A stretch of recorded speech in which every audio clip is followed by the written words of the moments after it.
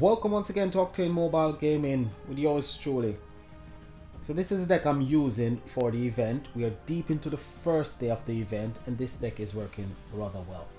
The bosses have reached their max level, which is 199, and tomorrow they'll go up to, I think it's 250 or 300, can't remember exactly what they'll go up to, but so far this deck is working quite brilliant.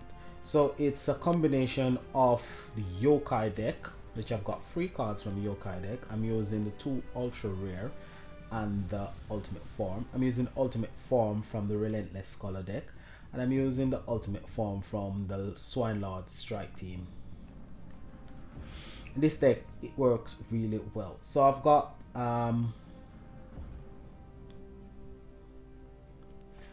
a revive from Swine Lord Strike team. So one of the passive is once per battle, instead of dying, revive and heal for up to 1000% of hero recovery at a rate of 250% plus an additional 250% per 100 skill point, which is really good. This skill really comes in handy. It has saved my bacon quite a few times. The second passive is when an enemy casts a debuff, gain fortunate buff. Fortunate buff will reduce damage taken by 5% for 3 turns. So that one reduces your damage taken. So does the Yokai. So does Enlighten Yokai. So at the bottom here we got a Risen Song.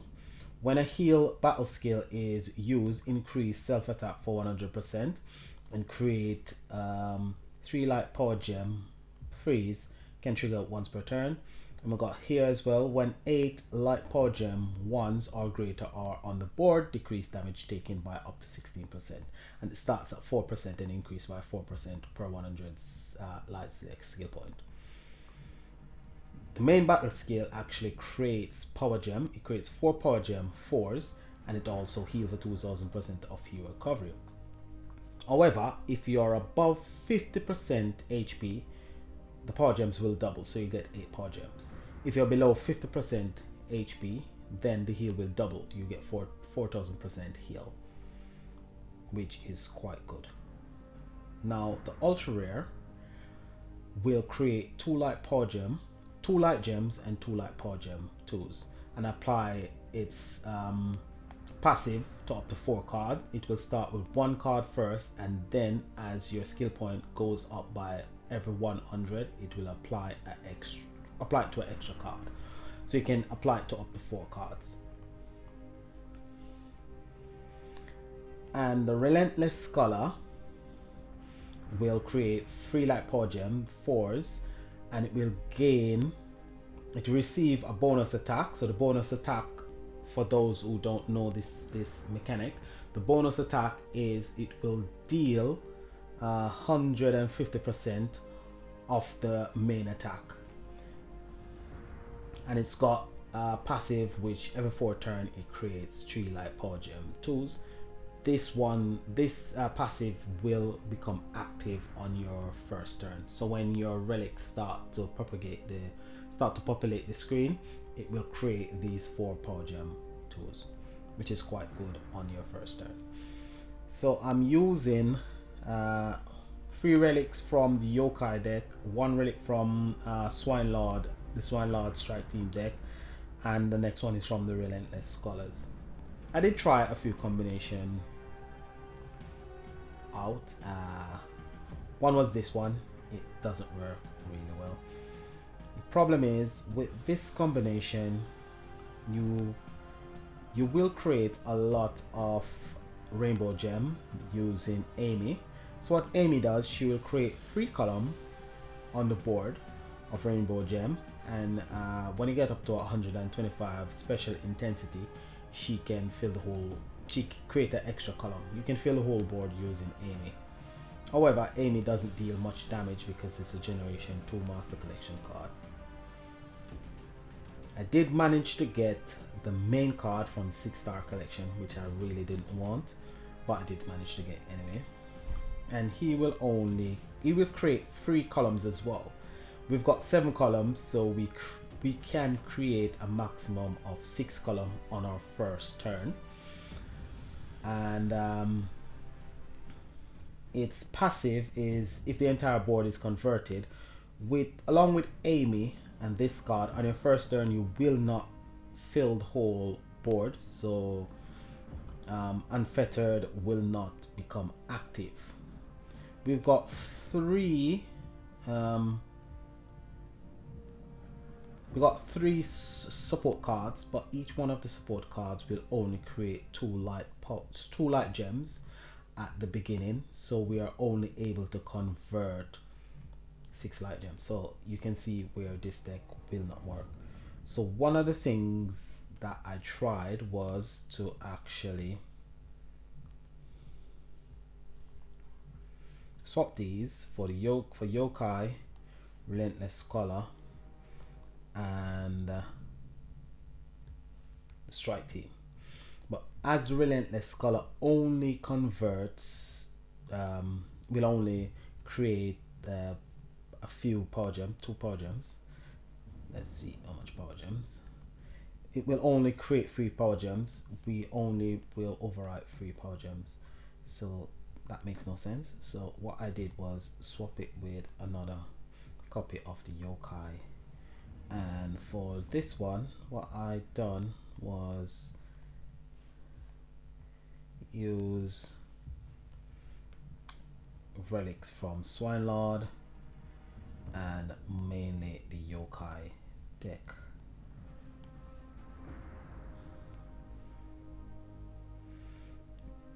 So this one we'll try it out and see how we get on, but it doesn't really work very well.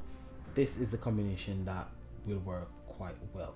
So if we take a look at most of the cards that we've got, if you've got cards that can produce quite a lot of power gems, and you've actually got the support card, you can use the support card as a damage dealer just to get a bit extra damage, or you can leave the support card out if you've got, like me, you've got Yokai deck, or you got the Relentless Scholar, or you got the Swine Lord deck. They work just as well. Well, they work even much better.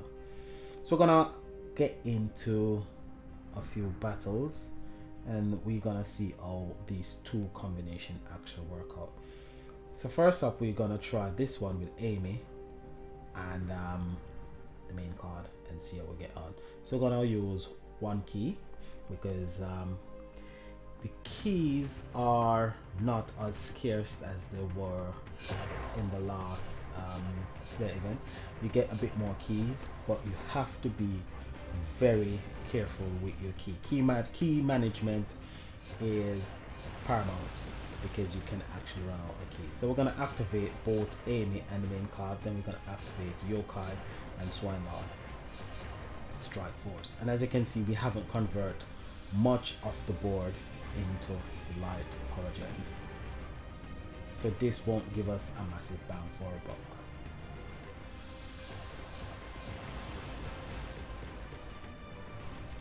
So there you go, not a massive bang for your buck. We have been hit with weaken.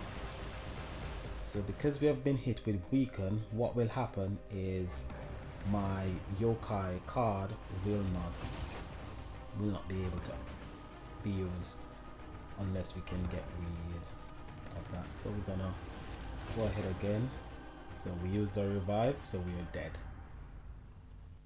So that doesn't work very well. The only way to absolutely convert all those gems, those power gems created by Amy and Energy Angel, is to actually have a gem spawner. Now to use a gem spawner, some of the best gem spawner you've got in the light affinity will actually come from the Amy deck.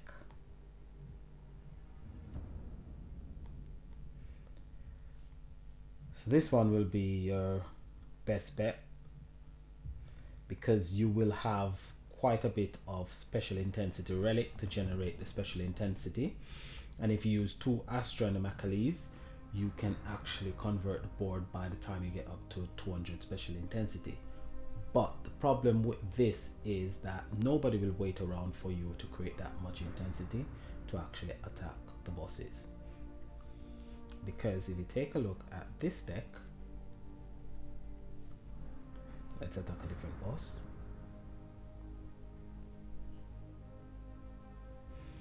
This deck is a 2-turn deck. So on the first turn, I'm gonna get a few power gems on the board. Not a lot of power gems, but quite a few power gems on the board, which will give me a bit of damage on the first turn. So on the first turn, I've actually done over 30 billion damage. And on my second attack, I've almost got a full board of power gems, apart from those things that the bosses put on the board. And as you can see, the boss is dead. Damage output for this deck is almost 1 trillion. It's 860 billion damage is the output for this particular deck. And considering that this deck is not as powerful as some of the decks that are out there, because you've got people out there with 6 pink star Yokai ultimate form, 6 pink star Relentless Scholar, 6 pink star Swine Lord Strike Force, and they've got probably 6 pink star Ultimate Relic. So those decks are quite powerful, quite quick. They can do massive damage. So that's why I'm saying that the current deck doesn't match up to even some of the Generation 3 Ultimate forms that we've got out there. Yes, they're a bit more powerful, but producing power gems, they're lacking in that department, which makes this event deck quite weak. So it's not really a good deck to go after. One other thing that I've noticed since they've done a new update is the collection. The collection is it's lacking in many areas. Yes, we do get a lot of souls for the legends, and we get a lot of coins to upgrade our support cards and our relics, but we used to get a bit more in the collection, and the collection nowadays are really lacking. So once I've collected my gems at the beginning and collect enough of the coins to upgrade my support cards and my relic, I don't really pay much attention to the collection anymore. So I've really tried out a lot of combinations, particularly because some of the cards in my collection won't cut it. So if I take a look at some of the cards that I've got in my collection, these ones are Generation 2, that's not gonna cut it. These decks are completely dead. This one is a good card, Martyr Thronos, but Martyr Thronos will not cut it in the current meta because he doesn't put out a lot of damage. So a lot of these cards that I've got, they're good utility cards, but to put together a fabulous deck from most of these cards, it's not gonna work.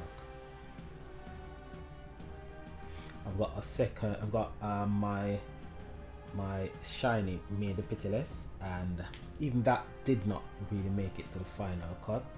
Can't even make it into a deck. Didn't even use my Apocalypse L-Boy. It doesn't produce enough power gems, and the damage output is not really that great. So the final cut is this. So if you got the Yokai deck, it's a brilliant deck. If you haven't got Swine Lord Strike Force, you can use toward the support card with your Enlightened Yokai. Your support cards will do a bit more damage because of the new upgraded version of the support cards. Let me put together a deck using the support cards, and we can see the type of damage that these support cards are putting out. So let's try this two of the support cards on this deck, and you can see the amount of damage that these support cards actually put out. So we're gonna try one of the Cobalt bosses, and we're gonna see exactly what this deck combination, well, didn't select the right deck, did I?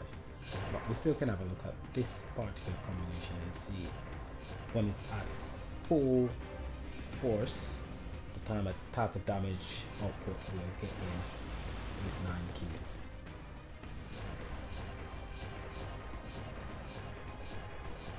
So here comes my boost.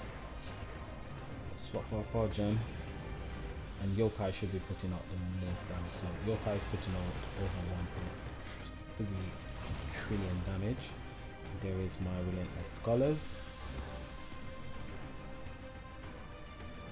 and we're going to take a bit of damage, but we've got a bit of health. Plus heal on my Yokai deck is quite good, so we're not too bothered about taking damage. So we're not gonna wait on Swan Lord. Yeah, Swan Lord is ready, so we're gonna do our second attack.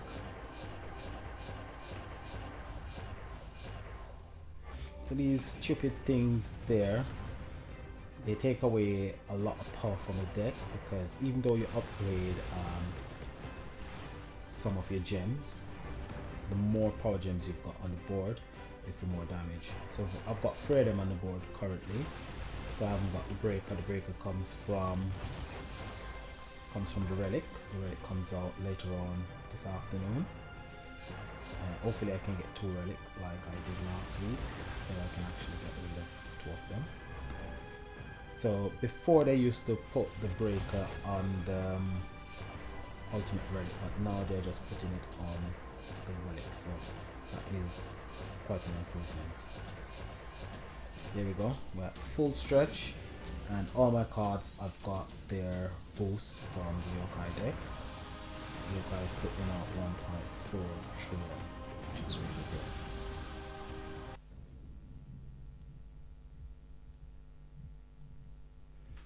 So we're gonna try this one, but we're gonna try this deck, and what I'm gonna do, I'm gonna swap this particular one, and I'm gonna use one of the ultra rare instead of the master collection card.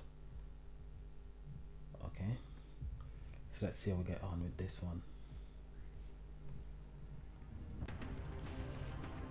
So hopefully my support cards will put out quite a bit of damage. If not, it's pointless really getting the support cards. So there you go, support cards producing their gems. Swap.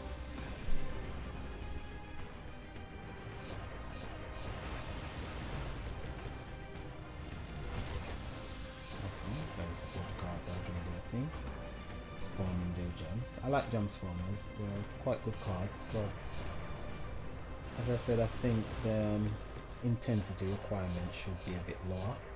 Should really be about 8 intensity rather than 20 intensity. So by the time you get up to 24 intensity, you'll be producing an extra 3 gems each. So you wouldn't need that high intensity value to actually create the amount of gems that you need to convert the rainbow gems. So my Swine Lord strike team should be ready now. I've been hit by blind, but hopefully we should still do quite a bit of damage. Right, so let's see what we've got. So Yokai is putting out the best damage output so far, but support cards aren't really doing that bad. They're producing more damage output than the Swine Lord strike team, and they're putting out more damage output than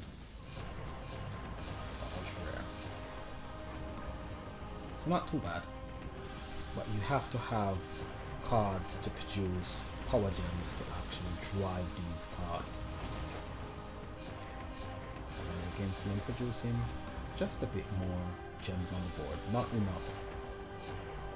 And the intensity is building quite slow because the problem is the two support cards by themselves without relics are not going to produce the amount of intensity that you really would need to produce. So as you can see, almost 1 trillion from each one of the support cards. It's not really bad. Support cards are not really bad, but as I said, the deck is not really that great. So for me, the MVP for the current deck would be the support card, because without the support card, the deck will not perform. No way, no how. So that's the next possible combination you could use if you've got the Yokai deck, or if you've got cards that can produce enough power gems. You could use your support cards as your damage dealers, which is not too bad.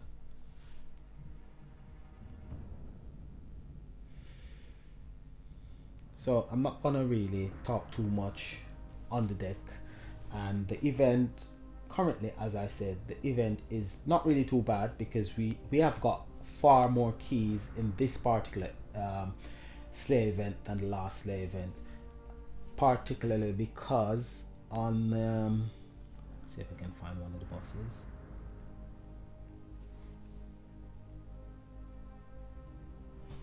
So the last event you had to get, I think it was 15% damage to actually obtain keys from any of the bosses, solo boss. But now, just participation, you are able to obtain keys. So if you tag a boss, when somebody kills the boss, you will get the minimum key requirement, which if it's 1 key used to attack, if it's 1 key or 3 key, you will get the minimum. You won't get 3 keys. If it's 3 keys or 9 keys, you will get the minimum, which is 3 keys, unless it's one of them. I think it's 7 trillion boss, Cobalt boss. You will get a bit more guild boss keys, which is quite good. I think it's far better than the last Slayer event.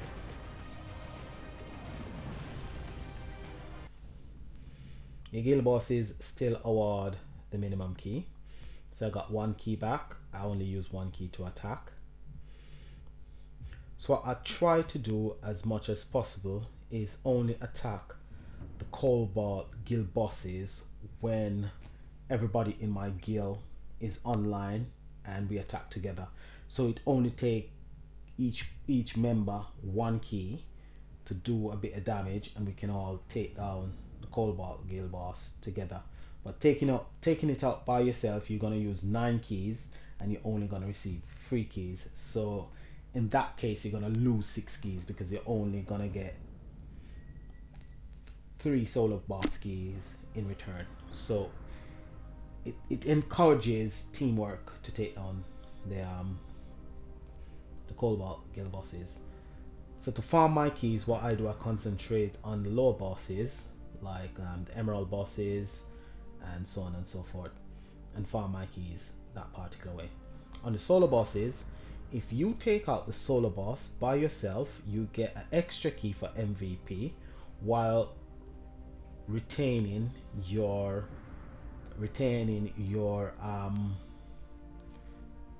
1 key. So for every 1 solo boss key you use to tag or to kill a solo boss, if you don't get MVP, you still get a guild boss key in return. So you can then use that guild boss key to kill a guild boss to get back your key. But if you are the finder, you will get a solo boss key. So it works out that you get 3 keys, because those 2 extra keys will return you 2 solo boss keys when you use them to kill bosses, which is far better than the last Slay event. It's much better. We got more keys, they're just not the extremely high number of keys that we got used to getting in slave ends before.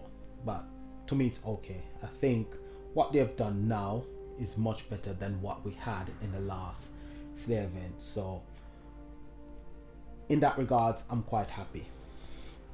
The bosses don't hit as hard as they used to hit in the last, as they were hitting in the last slave event, or even in not the commander event that finished last weekend, but the commander event before. The bosses were hitting quite harder. The bosses still hit very hard, but not as hard as they were hitting before, which to me is okay as well. It encourages deck building. It encourages you to actually find cards that can give you revive, cards that can actually heal. It encourages people to actually use a lot more cards which we wouldn't use, because last event I was actually using Wicked Queen, which is a dark warden, and I was using it in a green commander event along with my my earth commander deck, which was quite good. It took away a bit of the power because I didn't have a earth commander or earth slayer or even an earth warden that can heal as good as the Wicked Queen, but it was okay because it worked quite well. So this week, if you haven't got, say, Relentless Scholar, you haven't got the Swine Lord Strike team, or even haven't got the Yokai deck, then one of the things that I can suggest you doing is create a deck from, let's say,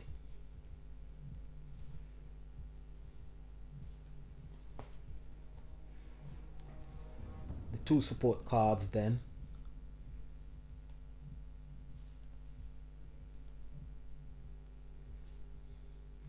And if you've got Mia is the Master Collection card from the Relentless Scholar.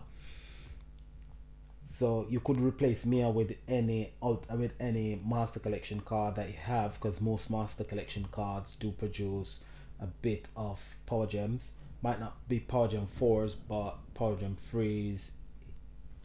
Every little helps. So you can use Ultra Rares, you can use main card. So this is Persona of Power. It's the Ultra Rare from the Relentless Scholar. This is the Master Collection card from can't remember which event it was, but this one is a Master Collection card. You can use 2 Master Collection card. You can mix and match. Let's find an event card. So we got the Hellboy event, which is a main card. You've got this one, Lily and Leon. Lily and Leon is actually a main card from the Relentless Scholar deck. So we're gonna use Lily and Leon, and it does do a bit of nuke damage because it's got the Biobits mechanic. And then you just put your relics on it. I mean, it won't be as brilliant as my main deck, but you have to use what you have to get what you want. And the thing is, you have to be quite clever when you're playing these events as well. The thing with Slayer event, and why I really like Slayer event, especially when I just started out playing, is with Slayer events you're not on your own. Commander event is a solo event, so all the bosses are your bosses, so you have to kill them by yourself except the guild bosses. But with Slayer event, the bosses are not all yours, so you're not alone. You're playing amongst other players all over the world. So what you could do is tag along, kill the bosses that you can kill, and tag the bosses that you can't kill. Every little helps. You'll be surprised how much you can achieve by just tagging a few of the Cobalt bosses when the other bosses come out, Radiant bosses come out. You'll be surprised the amount of trophies are how much you could achieve by just tagging, playing for an hour or two and tagging all the. So I'm activating all my power gem for spawners first, and then fill out what I can with with the support cards. So there's not a lot of power gems or gems on the board at the moment.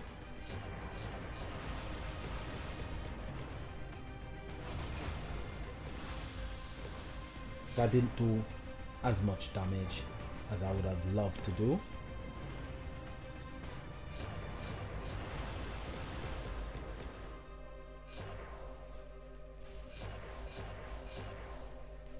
But I think this particular deck, this card, I've never really used it before.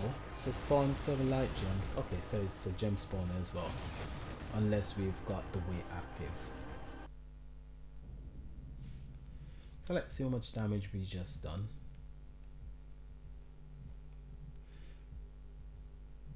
So we done 37 billion damage, and the person before done 38 billion damage. So the person above used 2 attack and they done 38 billion damage. I done 1 attack with that deck and I done 37 billion damage. So if you can see the person just below, they have just tagged the boss and they're waiting on somebody to kill it, because what will happen is they will actually get participation, and the participation is not a lot of trophies, but it does help, especially if you're in lower leagues like the Paladin leagues. King's League, you'll probably need to tag quite a lot of bosses, and you'll probably have to kill a few bosses yourself. The league that I'm in, which is Emperor League, you really and truly need to kill most of your bosses and steal MVP from other people as well. So if you're in lower leagues, so here we go. So let's collect. So we actually got 15%. So with 15%, we are collecting 772 guild trophy, 8.3 million solo trophy. New Dawn trophy are collecting 419,000, and then if you add that to the 5% and then to the 2% and then the participation, it all adds up. So there's different ways of playing the event. The event is not just all about taking down all the bosses. You have to be quite diverse in how you play the event, depending on the deck that you've got. So I'm giving you a bit from my experience coming up through the ranks, because I never always have big decks. I remember when all the cards in my deck used to be like support cards, and they weren't all Slayer support cards. There were support cards from Commander event, so I used to mix and match cards. It's like when I just started out, for the first 2 to 3 months, I was mixing cards from Commander event, mixing cards from Slayer event. Some of the time I even had Wardens on my deck, just to actually have a deck that I could actually play with. And I was quite happy back then playing with those decks, because even though I was competitive, I realized that I was just starting out. So it was learning about the event, learning about the game, learning about the cards, what they do, how to play. And I learned a lot of tricks and a lot of tips along the way, because in 2 months time I'll be playing this game for 2 years. So I've had quite a bit of experience with this game. I've been through a lot of changes, a lot of ups, a lot of downs. There have been times when I've been fed up with this game, times when I've been so angry, so upset, and I've met a lot of players on the way. I've been through not a lot of guilds. I think this is my 5th guild, the 5th guild that I've been in. I had my own guild at one point that wasn't going anywhere, merged it with another guild, and everybody started leaving when all the big hitters decided, oh, we're gonna try and get into guilds like Warbeast. Warbeast was recruiting, and I think the guild leader and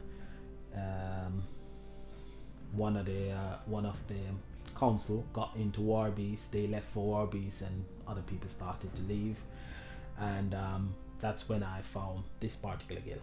and I've been in this guild now for over a year, and I love it in this guild.